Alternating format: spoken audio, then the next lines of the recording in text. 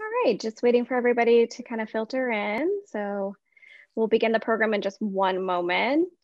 I hope everyone had a wonderful weekend and that you all had a chance to take advantage of our 63rd annual Indian Fair Market. It was a little bit different this year with both online and in-person components, but it was a lot of fun. And if you didn't know already, the virtual art marketplace is still open online. So the 300 artists, you can still search and go and find their pages and purchase directly from them. So I do want to encourage you to keep checking back on that website. So those are still open. Okay. Well, good afternoon. I'm Allison Lester, the Associate Director of Visitor and Member Engagement, and I'm coming to you live from the Heard Museum. I'd like to welcome you to today's virtual art talk featuring a deeper look into Leon Polk Smith's artistic practice. I'm going to go through a few housekeeping items before we jump into the program. Today's event is a webinar, which means you will only see and hear from our panelists. The chat box is open. You are welcome to submit your comments and feedback through there. Just be sure to select everyone if you would like your comments to be seen by more than just me and the panelists. At the very end of the discussion, I'll come back on to open a Q&A. At that time, please submit your questions. If you have any technical difficulties, you can call the membership helpline. I'll go ahead and drop that number in the first comment. We'll also have a brief survey for you at the conclusion of the event. This webinar is also being recorded and will be posted to our YouTube channel in about a week. Now I'd like to introduce today's moderator, Brooke Kamin Rapaport, who is the Deputy Director and Martin Friedman Chief Curator of Madison Square Park Conservancy in New York. She is responsible for the program of commissioned outdoor work by visionary contemporary artists. She was the commissioner and curator of the United States Pavilion in the 2019 Venice Biennale, with an exhibition of new work by the esteemed artist Martin Puryear. In 1995, in the Brooklyn Museum, at the Brooklyn Museum, she was co-curator with director Bob Buck of the exhibition Leon Polk Smith, American Painter. This will be a great discussion. So with that, I'm going to turn this over to Brooke, who will introduce the rest of the panelists, and I'll see everyone for the Q&A. Thanks so much, Allison. Hello, everyone. It's a great honor to be here with colleagues, and thank you to the Heard Museum for welcoming us. Thank you to the staff and to the board and the communities of the Heard Museum, and to Director David Roche. We should also acknowledge Joe Baker, who with Diana Pardue is the co-curator of the Leon Polk Smith exhibition. And also, I'd like to mention Bob Buck, Robert T. Buck, who from 1983 through 1996 was the director of the Brooklyn Museum and an enormous advocate of Leon Polk Smith's work, who brought a major gift of acquisitions to the Brooklyn Museum, a really landmark acquisition for the institution. So I'm going to introduce our panelists, ask them some questions, and then we'll take your questions at the end. Peter Jemison is a member of the Heron Clan of the Seneca Nation of Indians. Peter is a painter, filmmaker, and curator of contemporary Native American art. He is currently the site manager for Ganundagan, the site of a 17th century Seneca town. On March 12th, a show of his work will open at the Memorial Art Gallery in Rochester, New York. And we're delighted to have an artist on the panel today speaking about Leon's work. Dana Miller is an art historian and independent curator based in Seattle. Previously, she was the DeMartini family curator and director of the collection at the Whitney Museum of American Art in New York, where she worked for 2 decades. Among her projects, there were major exhibitions and catalogs devoted to Jay DeFeo, Buckminster Fuller, and Carmen Herrera. She curated numerous installations at the Whitney, including co-curating America is Hard to See, which inaugurated the Whitney's downtown building in 2015. She also edited the accompanying publication, Handbook of the Collection. In 2013, in anticipation of the Whitney's expansion, she began an initiative to add more artwork by women, Black artists, Indigenous artists, and people of color to the Whitney's permanent collection. She has written and lectured on artists ranging from Ruth Asawa and Felix Gonzalez Torres to Isamu Noguchi and Klaus Oldenburg. Dana graduated magna cum laude from Duke and received her master's from Columbia University, where she studied for her PhD in the history of art and architecture. Patterson Sims has held 5 full-time positions, first as assistant director at OK Harris Works of Art in New York, and then successively working in art museums as associate curator for the permanent collection and other curatorial projects at the Whitney Museum, the associate director for art and exhibitions at the Seattle Art Museum, deputy director for education and research support at the Museum of Modern Art in New York, and then director of the Montclair Art Museum in New Jersey. He is based in New York City, now works as an independent curator, writer, and consultant, and he serves as the managing director of the Saul Steinberg Foundation. He is the president of the Leon Polk Smith Foundation and on the board of directors of one other additional artist endowed foundation, one trust and one foundation. Diana Pardue, the chief curator at the Heard Museum, her curatorial work has focused upon both historic and contemporary Native American arts. She has served as co-curator for this extraordinary exhibition of Leon Polk Smith's work alongside Native American objects, and that was she was co-curator with Joe Baker. Diana is going to show us some slides of the exhibition, sort of a walkthrough and a description, and then we'll go into panelist questions. Thank you, Brooke. Could we have the first slide, please? We were so pleased to have the opportunity to have this exhibit at the Heard Museum. We're very grateful to the Leon Polk Smith Foundation and to the other lenders, the Whitney Museum, the Brooklyn Museum, Dallas Museum of Art, and the Oklahoma State Museum of Art at Stillwater. This is the entrance to the exhibition. This is in the Lion Gallery. On the right-hand side, you can see Leon Polk Smith's initials. Above the entrance to the gallery, there's a rendition of his 1988 painting, Prairie Moon. And then you can see through the doors a photo of Leon Polk Smith. Could I have the next image, please?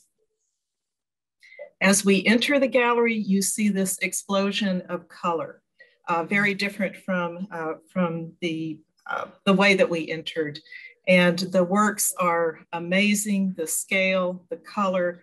We have a quote from Leon Polk Smith where he states that he grew up in the Southwest, where his neighbors and his relatives use color to vibrate and shock. Could we have the next image, please? This is the opposite side of that entry photo. On the left-hand side is our 4 works, a group of 4 works, 1958 called Cherokee. And then on the reverse side of the entry wall is Sunset Carib, a 1983 painting on canvas. You can see that the shapes of some of these canvases are quite different, and often they're composed of multiple canvases. Next image, please. On the left-hand side is the 1970 work Inca. This is composed of 48 individual canvases. They're bolted together in this masterful composition. In the center of the room is Prairie Moon, which we mentioned at the entrance. And then on the left-hand side are his early works from the 1940s, from 1943, 45, and 46. We also include some of his earlier paintings from the late 30s and from 1940 in the gallery, and many other examples of his paintings and his artwork in the exhibition. We hope that everyone has a chance to come and see this and explore his work. Next image, please. Our premise for the exhibit was to show how his Leon Polk Smith's early life in Oklahoma, actually into his 1930s, and how the works that he had a chance to see, the paintings on hide, beadwork, and ribbon work, influenced his paintings through both color, pattern, and design. And we do have a quote from Leon Polk Smith where he states that he owes everything to Oklahoma. Next image, please. And this is the last image that we have to show you.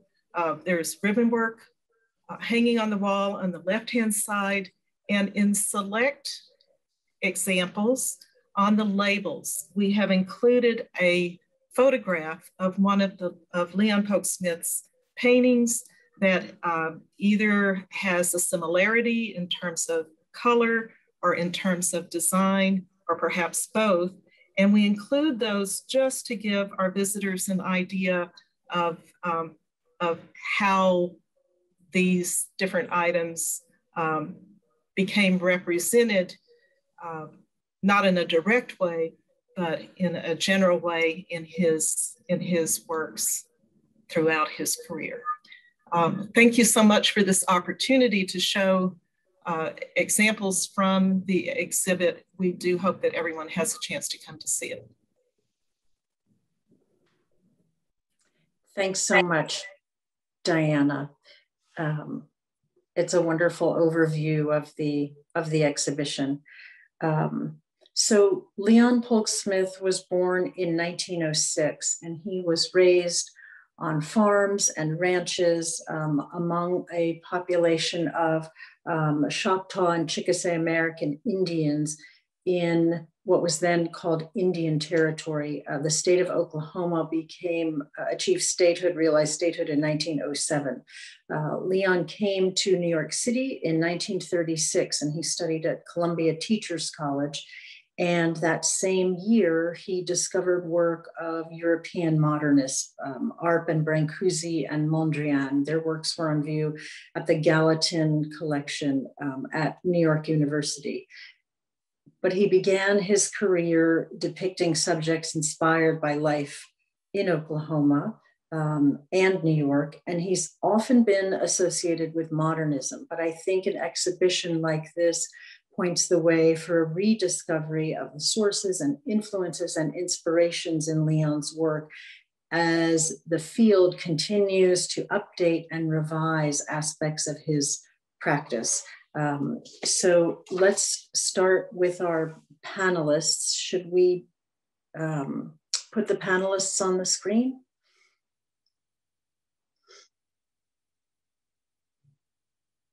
There we go. Terrific. Thank you. So let's discuss the exhibition that Diana just showed us. Can you all comment on new interpretations of Leon's work, and specifically with this exhibition through his Native American heritage, and in an exhibition that was shown in 1917 at the Munson Williams Proctor, which was called Geometry in Motion. Leon Polk Smith Works on Paper. Jonathan Katz wrote an essay for that catalog that spoke about Leon's work and interpreted Leon's work through his being a gay man. Are these ways to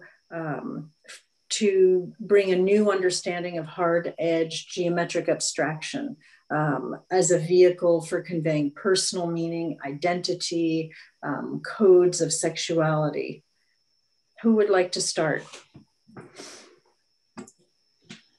I'm happy to speak first, but I know others will follow soon.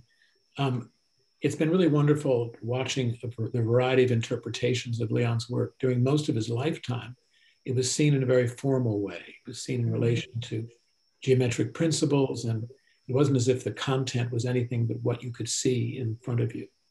What's happened in recent years is, as scholarship has looked in a much more broad way to what the origins of works of art might be, Leon's work has been seen in these different ways that Brooke so eloquently just described. It was enormously exciting for us when the Heard Museum said they wanted to take their own point of view towards this material. And we were worried about it a little bit because Leon was always somewhat ambiguous about his Native American life. His mother was half Cherokee, his father was half Cherokee, but somehow the two halves didn't make him whole. And so in much of his life, he sort of resisted that identity in a public way, but in a private way, he would help people, he would connect with people, especially towards the end of his life when he had a certain amount of success. So we're very appreciative of the Heard Museum providing really excellent insights that none of the other scholars we've worked with focused on, but each scholar has his or her point of view. And as you move on to some of my colleagues on the panel, you'll hear Dana talk about the way he does relate to other artists and the way he relates is embedded in levels of meaning and content, which hadn't been surmised and thought of before. So Patterson, do you think that there was personal meaning in some of Leon's work that perhaps people hadn't seen earlier on than that's coming through in an exhibition like this? Oh, definitely. And I mean, and it's still, you really have to make the connection because it isn't explicitly, there's one work that actually depicts the Navajo rug motif, and there are photographs of him in his house with Navajo weavings and textiles. So in other words, we know this material interested him, but it was very hard to say, oh, that abstraction is really based on such and such a thing. But I think that the Heard has made that more possible. They've made these materials allow us to say, let's try to make a connection. But I think it is interesting because there has been a focus on Leon's being a gay man who turned to abstraction as a way to kind of not exactly cover that, but just to rise above it so it didn't become the issue with his work. He never really wanted, beyond the very beginning sort of decade of his work, to really be a representational artist. So he eschewed representation, but I think it found its way back into the work. And I think the wonderful thing about art is, of course, that each one of us on this panel and each person who visits the show will come to it with a different set of interests and involvements. And in doing so, you know, it's totally legitimate. I mean, it's not as if anybody has one way to look at Leon's work. And if you look at his own writings about his work, he does talk about the spiritual aspects of it. The landscape reference is very important to him. So a lot of the issues which underlie the work for different people's interpretations of it were vindicated by the words he said. He was a very articulate person, and you probably did the best interview of all time with him. So your insights have been really instrumental in allowing us all to see a bigger picture of this particular artist. Thanks, Patterson. Peter, please. Yeah, I, of course, met Leon quite early, 1972, in New York, and visited his home on Shoreham, Long Island. I was working with the artist Lloyd Oxendine, who was interested in convincing Leon to show in a gallery that he then ran in Soho called American Art, which focused on contemporary Native American artists. And at that time, Leon really was not interested in doing that. He kind of indicated that he didn't think he had enough blood quantum to consider himself Native American, but hearing what Patterson just said, he certainly, you know, had enough in terms of who his parents were to consider himself to be a Cherokee. And of course, he was living initially in Oklahoma Territory at a time when, you know, as I said, it was an apartheid state. It was intended as the place where Indians from the East were being shipped, and nobody wanted that land. And, you know, it was kind of an isolated situation. I mean, there were a lot of people who had been forcibly moved there. But, you know, in terms of his involvement with the art world, that comes much later. But, you know, I again made Leon's acquaintance about 79 and involved him in helping me to select an exhibit for the American Indian Community House Gallery. We were then in Midtown. And thereafter, I saw Leon and Bob. I ran a gallery for a brief period, I should say, directly across from OK Harris on the second floor, 386 West Broadway. And Bob and Leon would walk down from Union Square and come and visit exhibits that were at the gallery. And I was always interested in his insights, you know, and I wasn't trying to persuade him one way or the other. But your interview with him, Brooke, does really bring out at the end of his life more of a willingness, I think, to discuss his actual influence by his origin and by his people that he saw around him. And I love the description of going to powwows and social events with, you know, people from Choctaw and again from Cherokee and Chickasaw, and really just really loving that experience by his description. And it sounds so rich. I just, it sounds beautiful, really. And I'm glad to hear that, you know, he took it that way. But what I really was very impressed with when I really got to see more of his work were the constellation pieces, where these multiple canvases were joined together. And I was fascinated personally by the carpentry involved in creating those pieces, and then also in the task of stretching a canvas around an irregular shape and having everything come off just as clean and as pristine looking as it could be. Just, you know, very well presented work. And I'll leave it at that for the moment. Thank you. Thank you for your recollections of Leon. That's wonderful to hear. I sometimes wonder if maybe just those questions weren't asked of Leon, you know, prior to his work being on view at the Brooklyn Museum, but I just don't know. So Dana, in the role, do you think that the role of this exhibition, Leon Polk Smith Hiding in Plain Sight, is to break open not only interpretation of Leon's work, but make us see Western modernism with eyes wide open, and that this is providing an opportunity for that? Sorry, were you directing that question to Diana or to me? To you, Dana. Yeah, I think, I mean, I'm of a belief that the more interpretations of an artist's work, the better, that you can only illuminate unexamined aspects, and that there's really, and it seems to me supported by what Smith says in his interviews, that there's really no wrong interpretation of his work. And he wants each viewer to bring their own sort of history and approach to his paintings. You know, I think that there has been a re-examination as much with the influences in terms of modernism, but also the key players or the innovators in re-examining kind of the history of modernism. And, you know, I don't know if this is skipping ahead in the PowerPoint, but one of the artists that I was going to bring into the conversation was Carmen Herrera. So is it possible, can we go to those slides? Sure.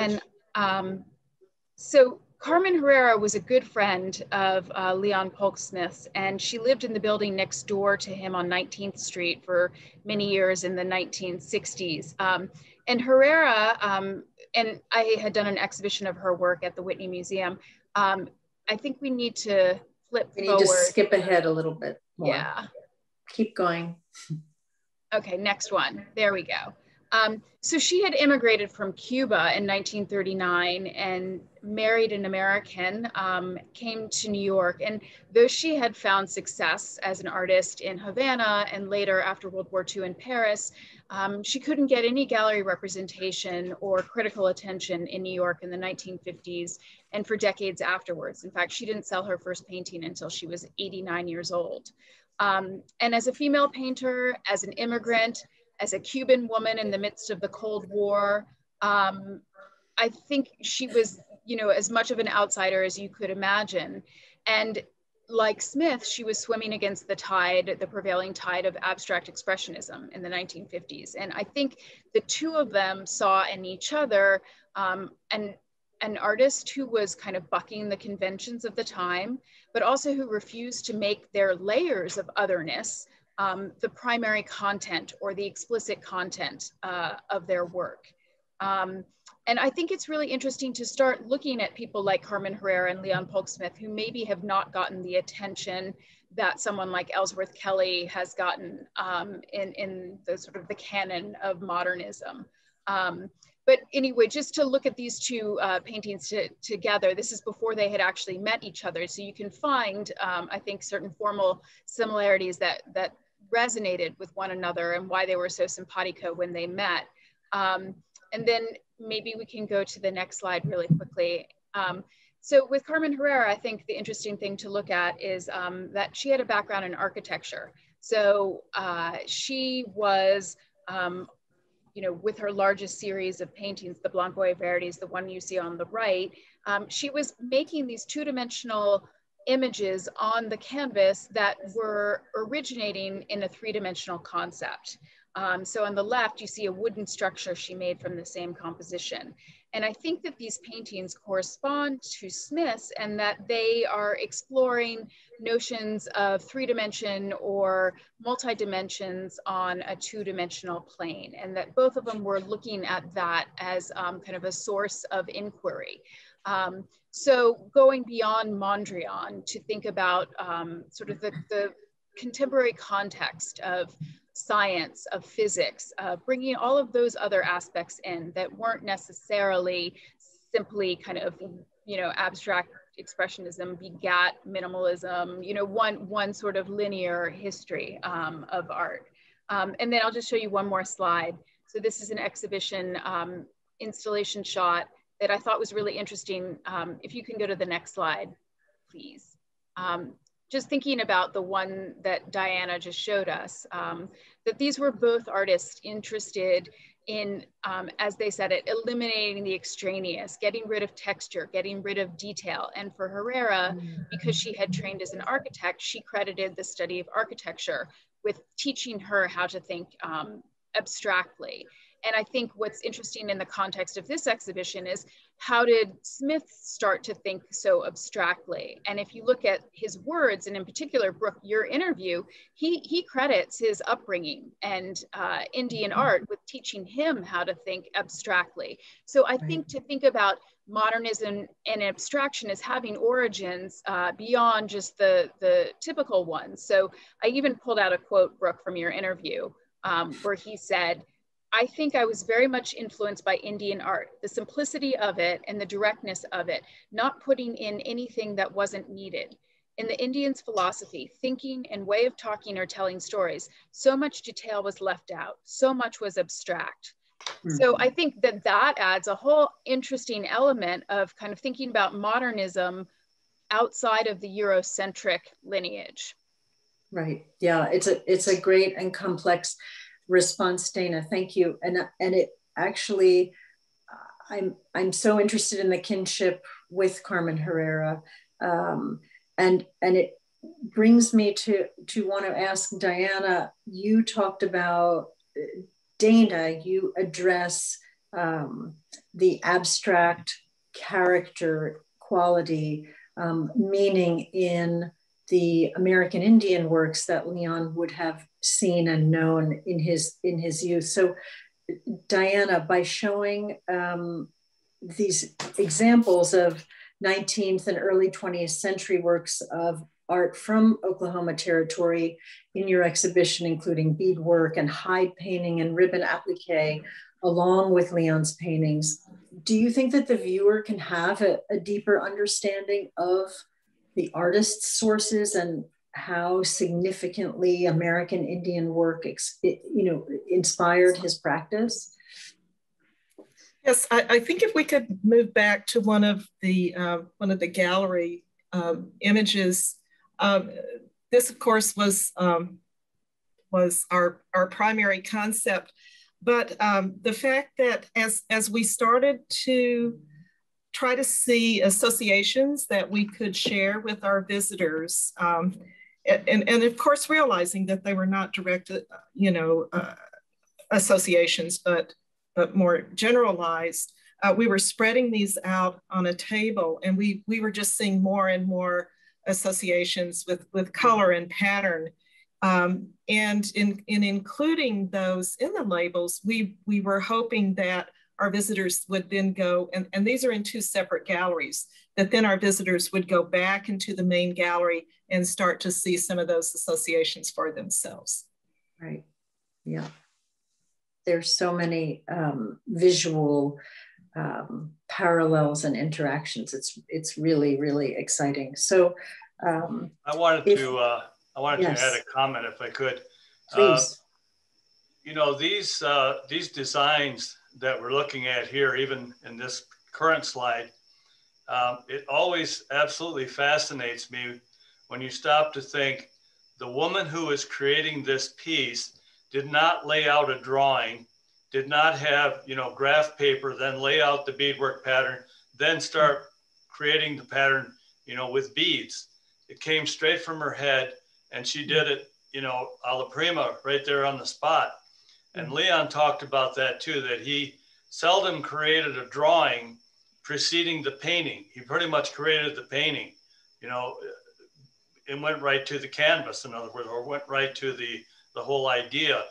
And that's sort of consistent then with the way in which the thinking of these pieces were also made. And I think this is really a totally overlooked area when you talk about a native abstraction, the indigenous abstraction of the Americas, that this has really been very little understood. And in many ways, it isn't understood how much, although it's been mentioned, how much these objects like this influenced American artists, white American artists, as well as others, you know, people who used to visit the storage area of the Museum of the American Indian, people who saw a huge show at the Whitney very early on with really primo stuff was in that show back in the 40s, late 30s, early 40s, I forget now. But again, this is Renee d'Arncourt who is really putting this together. So there was a real, you know, on some levels of knowledge, and at the same time, over time, we all forget this stuff, and then we come back around and revisit it again. Thank you. Could we show the painting called Black Anthem from 1960? Thank you. So this work, Black Anthem, in the Brooklyn Museum collection, painted in 1960. 1960 was the year of Dr. King's, Martin Luther King Jr.'s famous speech that he gave, that he delivered at Spelman College in Atlanta, called Keep Moving from This Mountain. And Spelman was the historically Black college for women. And the speech was made at the beginning of the student sit-in movement, and was a call to fight racial segregation. When we have a sense that this had enormous impact on Leon's work, bringing in a sense content and narrative to what's been called abstraction. And then the work called Midnight Teepees is the next slide. Great. This is from 1986. So here Leon is conflating art history, which is the powerful permanence of the ancient Egyptian structures built as tombs for the pharaohs. And he's conflating that with American Indian structures made of animal skin or canvas. So both scenarios are offered in this work, and really foreground and background are in the same plane. I'm interested in each of your commenting on this question of, are the forced categories of abstraction and figuration, are we done with those? Is there a false choice here in having to push Leon's work into one of those categories? And maybe we can go off the slides now and back to the people. Great. Who wants to start with that question?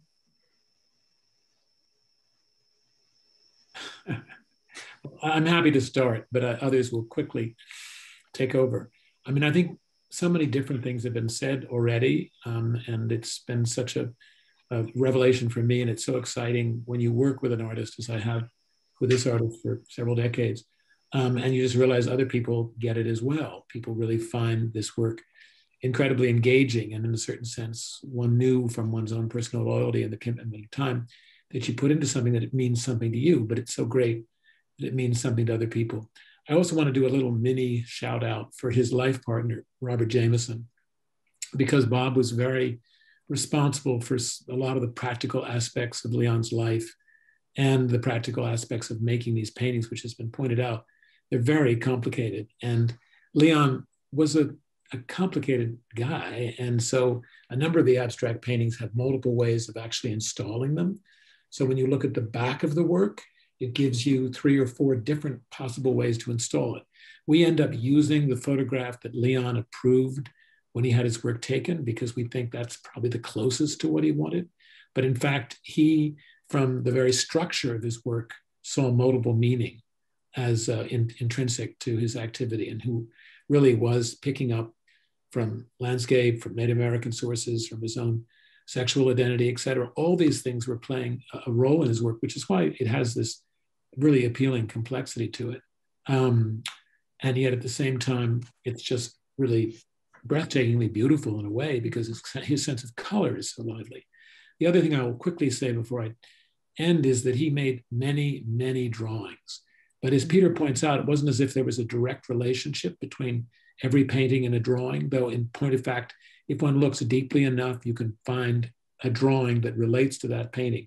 Sometimes it may have been done after the painting was done, but the dialogue in his work between painting and drawing was a very intense one. And what was sort of important to realize in that was that he never stopped working. He made a lot of work, and he made that work out of this very deep compulsion. And drawings were not easier for him to make, but they were much more immediate. And so drawing does play a very important role in his work, though of course we're very seduced by the paintings, their scale, and their enormous and vibrant color. I should really acknowledge what you're saying, especially when we talk, especially in the catalog, talking about the sports drawings, the drawings of baseballs and footballs and things like that, and the way in which he took that and really created beautiful abstract paintings. The other element that is very obvious, we haven't talked about it yet though, is how he used the wall as an element. In other words, where the painting was hung, it became as much about the painting as the painting itself. And he used that, what we now call negative space, very well. I love the idea, Patterson, that that these could be put in different combinations. Obviously, with the screws around the back, there must have been holes set there that you could use to, reassemble them in another fashion, other than what you saw. It's amazing. Maybe I'll just jump in, Brooke. Yeah. I think it's really interesting to think about abstraction versus figuration. And are we talking about figuration in the traditional sense, or are we talking about representation? Because I feel like, for me, his works are abstract, but representational without being figurative. So that they represent things that they're not traditionally figurative, but they're perhaps things that can be, that exist, but can't be seen. That he's in some way, I think, trying to delineate space, or he's responding to energy, and he's responding to an atmospheric condition or a perception of something. So for him, he's representing something that is very real, but maybe not visible in the traditional sense, and not identifiable in the traditional sense of figurative work. And I think it's so interesting the way he titled his work Constellations, because I think about what a constellation is, and really, these are stars that are, millions of years apart from one another, but from our perspective are seen on a flat plane, and you can use them to delineate space by making an image. So I think that he's delineating space in that same way by making an image both on a single canvas and also in the relationship of the canvases to each other in the works that Patterson and Peter were just describing that have multiple installations. So I think, you know, it's hard to pick apart. For me, I feel like there's a big difference between representational and figurative. And maybe that's kind of trying to like split the baby, but I think that there is a lot of room for abstraction that is still representational. But I think so much of his work is quite sensual and quite bodily. So if we were able to go back to that image of Oki, the painting that was used in such an interesting way to compare with Carmen Herrera's work, to me, when we sort of found Oki, because we knew it existed, but it came up for auction and we were able to buy it for the foundation, I don't know whether it's possible to get that image up on the screen, because I'll make a statement about it, which might make more sense if you were looking at it. But I immediately thought of Matisse, and it's interesting, we have his library, and so there are a bunch of Matisse books. There are a group of books about Arp's work. There's a number of books that are dealing with Picasso. So in other words, he was dealing with these sort of majestic giant figures, and Sophie Talbot Arp as much as her husband Arp. In any event, he was dealing with these figures, but finding his own way. But I see, some of you maybe have been to the Barnes collection in Philadelphia, but I see the Barnes dance piece as the kind of core element of this work, where you're taking a body, you're seeing a buttocks and a thigh or whatever. And of course, maybe it just speaks to my own distorted sexuality or something, but I often see bodily references in his work. And certainly when a couple of authors, I mean, one particularly, Jonathan Katz, have dealt with his work in terms of a gay or male gaze kind of quality, he will see, you know, sort of male parts in those works. So I think that can't be discounted. And I have had a chance to work a little bit with Ellsworth Kelly's work and did a show of his sculpture a long time ago. So it's work I've looked at pretty carefully. And I always realized, my own personal interpretation was whenever Ellsworth switched to circles, he was having a relationship with somebody. In other words, the circle was a kind of the indication that he was connected, and there was a kind of sense of romance or sexuality or whatever in the circle. So I see that in Leon's work as well, and I think it's not an incorrect way to look at it. I mean, remember, he was also trying so desperately to find his own way, having been enraptured by Mondrian's work.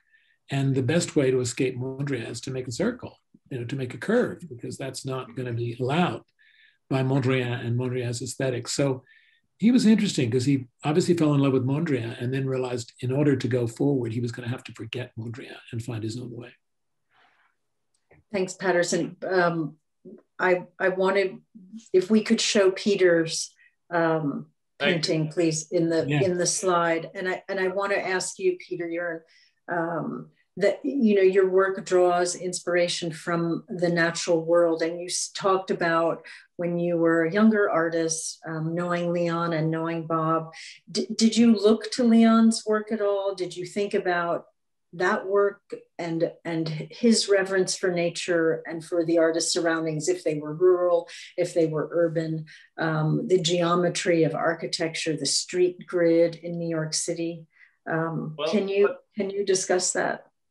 What happened here, you know, I had visited his home and saw his work. This was in the summer of 1972. And I used to get to New York quite a bit because I was living in Schenectady, so it wasn't much of a drive to go down there. And Lloyd was running the gallery in Soho and sometimes needed my assistance. And so I went. But, you know, it was only after quite some time had passed that I saw how much there was, I felt, at least a relationship between this piece and Leon's work.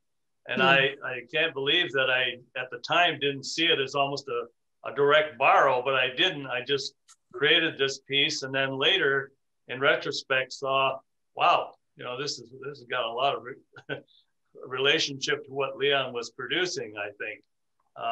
Again, obviously more representational, I guess we could use that word, but at the same time, color is the main thing that I was after, and the power of the color.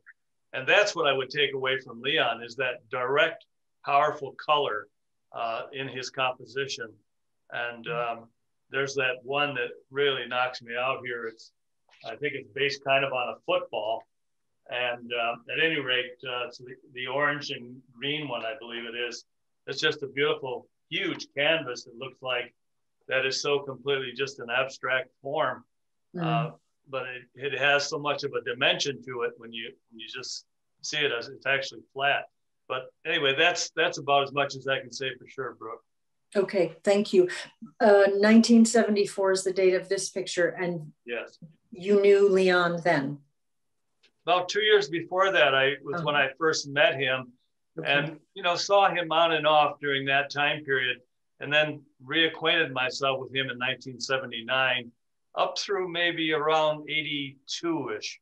I would see him in New York and in Soho. Okay, terrific. Before we go into Q&A, Patterson, I would like you very much to talk to, and maybe we can go back to people again instead of the slides. Patterson, could you just tell us about the Leon Polk Smith Foundation, and is there increased attention to Leon's work with new generations of curators, scholars, students interpreting the work different ways? So has there been a surge in interest, and what are you predicting for the future? Well, that's such an interesting question. It's been really quite lively for the foundation the last 3 or 4 years, because we took on a kind of new gallery representation, and a gallery that's internationally based, Listen Gallery, having already made a relationship with a Chicago-based gallery, which also has a very global point of view, called the Gray Gallery.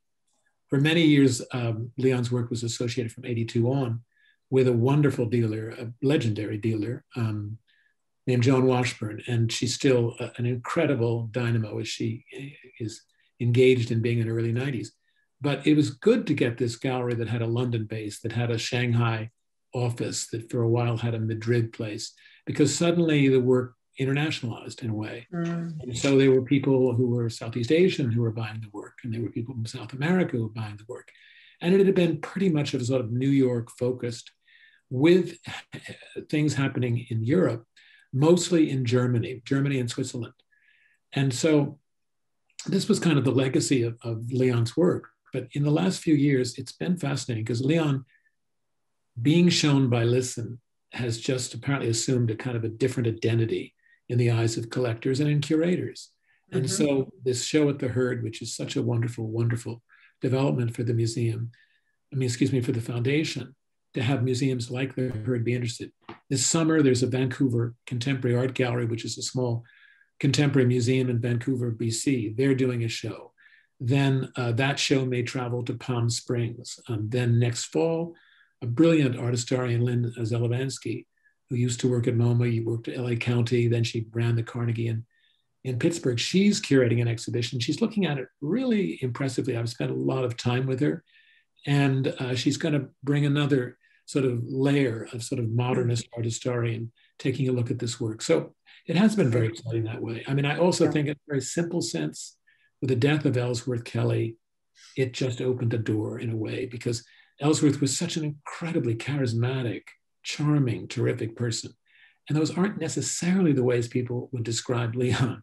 He could be more difficult to deal with. I never saw this side of him. So when people tell me some complicated stories about him losing his temper, or being angry or whatever, I don't recognize that person. But those people do speak about it in a very intense way. So again, to some degree, maybe he was a little bit of an enemy of himself and his career. All that's gone. As I say, with Kelly's demise, that also has helped in a way, because it sort of allows people to look at the work and like it, and not feel as if they're not liking Ellsworth by liking Leon. Interesting, yeah.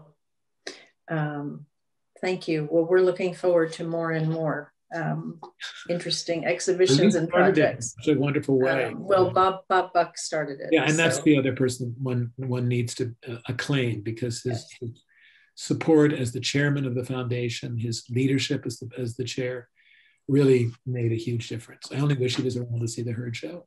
Yeah. Peter. I really want to kind of emphasize what is really obvious here. And that is that there's kind of an opening, if you will, in the art world to allow that Native Americans did play a role in influencing, and that there are Native American artists, and even an artist who didn't necessarily want to be identified that way. It's okay to identify that way now. You know, for me, you know, having been at this for a very long time, there has certainly been a very closed approach, if you will, to contemporary Native American art. And I'm hoping that with the Herd kind of, you know, bringing in someone who's really largely known as a contemporary, you know, we've talked about this, is he an abstractionist, or how do we describe him? It allows that, you know, this is a very broad field. There's a lot of different kinds of work that is going on, has been going on, and that ought to be really considered as part of the canon of American art.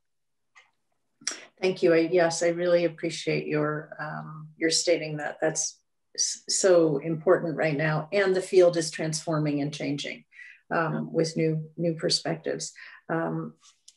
I think that we have some questions in the chat, and Allison is back. I'm back, thank you. That was so wonderful, not just to hear more about the work itself, but kind of the interconnectedness with the greater artistic movement, and also with what Leon Polk Smith was experiencing throughout his life, so thank you. The first question I have is, for anyone on the panel, do you know of any contact between Leon Polk Smith and the critic Clement Greenberg, particularly when Greenberg began to favor artists who, quote unquote, favored openness or clarity? Dana, maybe you know. I don't think they ever had any contact, and I don't think they would have gotten along. I've seen no evidence of it. Doesn't mean it didn't happen, but I haven't seen any communication or mention of him. I mean, the most dynamic critic of that period who was really involved with his work was Lawrence Alloway. And I think, again, Lawrence Alloway wasn't particularly close to Clement Greenberg. I mean, I don't think they would have gotten along. What do you think, Dana? Not knowing either of them personally, the way that some of you on the panel do, I sort of defer to you from reputation. I would guess no, but again, that's a guess. But it's a really interesting question. Yeah, it is.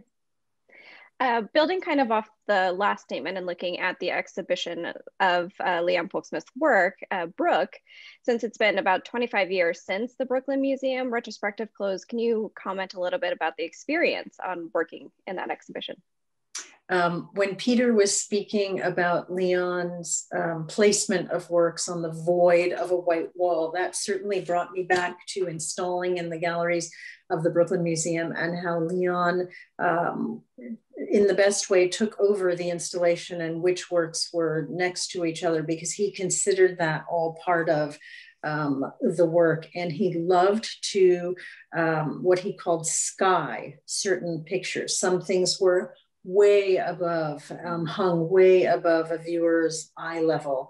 And he thought that that was completely appropriate for new ways of interaction and new ways to create space, and added a different dimension to the works on view. And he was quite stubborn in his ways of wanting to install his work. And ultimately, he was 100% spot on, I have to say. If you look at photographs now of the 1995 exhibition, it was stunning, stunning installation.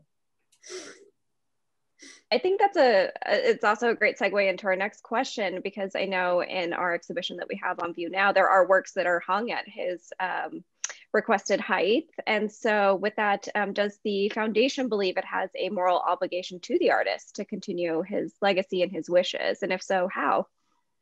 Well, as he did have alternative installations of the same work, I think we're committed to working with the institutions and individuals who believe in his work, and kind of letting the decision be somewhat open-handed. And you really can't control these things. I mean, it's really out of your control at a certain point. You can't tell people this is the only way you're supposed to show like this work, especially when we have so much evidence that he had multiple installation plans for what he did. So the foundation is just really thrilled when people are interested in the work, and really thrilled when they're respectful of it, and have insights into it which are fresh and vitalizing.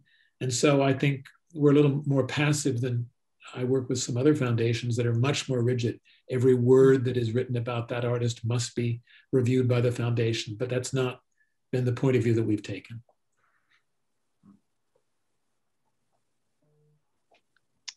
Thank you. Well, if anyone has any more questions, now is the time. Otherwise, we'll go ahead and wrap up. Let me just give it just another moment. And Peter, did you want to say something? I just had one comment when I heard you talk about skying. I had him help me to not only choose work, but also to install the work.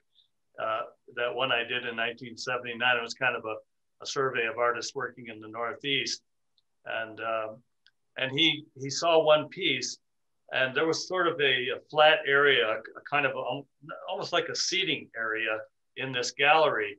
And he really believed that one of the pieces should be put there on that seat, actually mounted there. And that's where people should be able to see the piece. And as I recall, we did that, you know, with some concern about someone sitting on this because it was covered in glass, but he really felt that was absolutely the right place to put that piece of work. I love that about him. Great I story. wanted to ask Diana just a quick question. What was your evolution of your involvement with this body of work? Because I know your director of the museum, David, really felt strongly about it, and we were very impressed when we met him and his enthusiasm.